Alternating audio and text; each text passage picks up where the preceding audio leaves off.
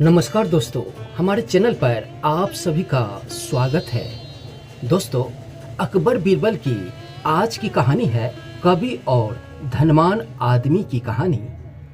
दोस्तों, इस चैनल को सब्सक्राइब नहीं किए हैं तो चैनल को लाइक सब्सक्राइब जरूर कर लें। चलिए कहानी की ओर बढ़ते हैं।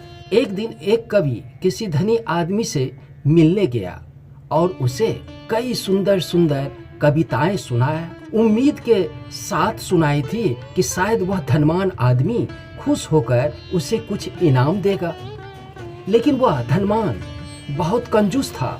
बोला, तुम्हारी कविताएं सुनकर तो दिल खुश हो गया।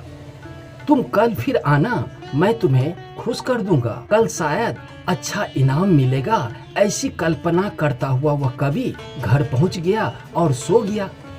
अगले दिन वह फिर उस धनी आदमी की हवेली जा पहुंचा। धनवान बोला, सुनो कवि महाशय, जैसे तुमने मुझे अपनी कविताएं सुनाकर खुश किया था, उसी तरह मैं भी तुमको बुलाकर खुश हूँ। तुमने मुझे कल कुछ भी नहीं दिया था, इसलिए आज मैं भी तुम्हें कुछ नहीं देने वाला हूँ।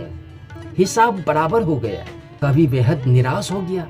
उसने अपने आप बीती एक मित्र को सुनाई और उस मित्र ने बीरबल को बता दिया। सुनकर बीरबल बोला, अब जैसा मैं कहता हूँ वैसा करो। तुम उस धनवान से मित्रता करके उसे खाने पर अपने घर बुलाओ।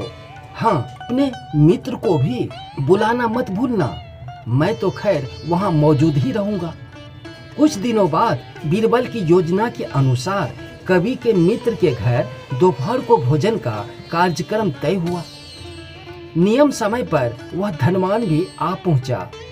उस समय बीरबल, कवि और कुछ अन्य मित्र बातचीत में मशहूर थे। समय गुजरता जा रहा था, लेकिन खाने पीने का कहीं कोई नामो निशान भी नहीं था। वे लोग पहले की तरह बात में व्यस्त थे। धनवान की बेचैनी बढ़ रही थी। जब उसे रहा नहीं गया तो बोल ही पड़ा कि भोजन का समय तो कब का हो चुका है। क्या हम यहाँ खाने पर नहीं आए हैं? खाना कैसा खाना? बीरबल ने पूछा। धनवान को अब गुस्सा आ गया। क्या मतलब? मैं तुम्हारा? क्या तुमने मुझे यहाँ खाने पर नहीं बुलाया है? खाने का कोई निमंत्रण नहीं दिया था। यह तो आपको खुश करने के लिए खाने पर आने को कहा गया था, जवाब बीरबल ने दिया। धनवान का पारा सातवें आसमान पर पहुंच गया। क्रोधित स्वर में बोला, यह सब क्या है? इस तरह किसी इज्जतदार आदमी को बेइज्जत करना ठीक नहीं है। तुमने मुझे धोखा दिया है। अब बीरबल हंसता हुआ बोला, यदि मैं कहूँ कि इसमें कुछ भी गलत नहीं है तो तुम इस कवि से यही कहकर न धोखा दिया था कि कल आना, सो मैंने भी कुछ ऐसा ही किया।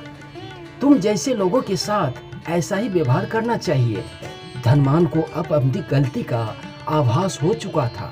उसने कवि को अच्छा इनाम देकर वहां से विदा किया। वहां मौजूद सभी बीरबल की प्रशंसा भरी नजरों से देखने लगा। दोस्तों, ये कहानी अच्छी लगी हो, अकबर बीरबल की कहानी सुनने के लिए चैनल को लाइक सब्सक्राइब जरूर कर लें। धन्यवाद।